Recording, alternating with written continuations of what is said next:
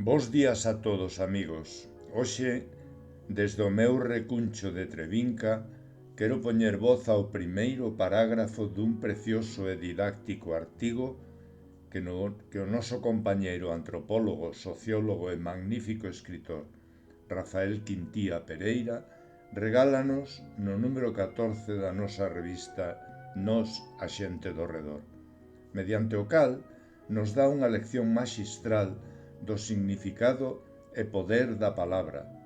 Recoméndovos que o gocedes ata o final. O poder da palabra. Comeza o Evanxelio de San Xoán no seu primeiro versículo coa sentenza: no principio era o Verbo, e o Verbo era con Deus, e o Verbo era Deus.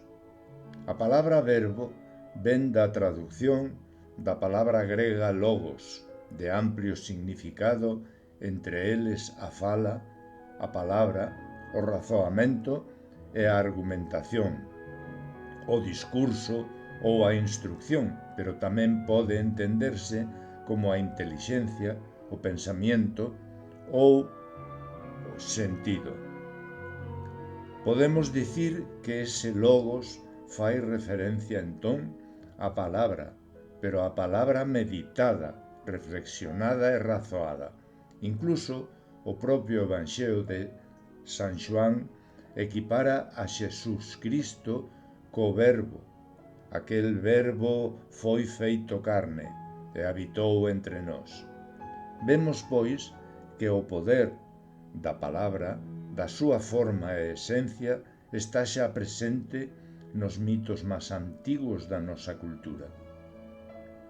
Unha palabra que se equipara con Deus, co divino, incluso cando damos a nosa palabra de cumprir unha promesa ou de facer algo.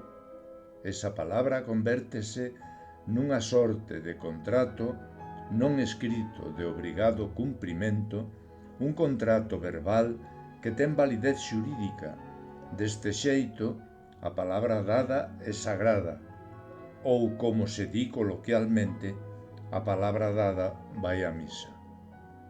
Amigos, disfrutade hasta o final deste precioso artigo que nos regala Rafael. Gracias, Rafael.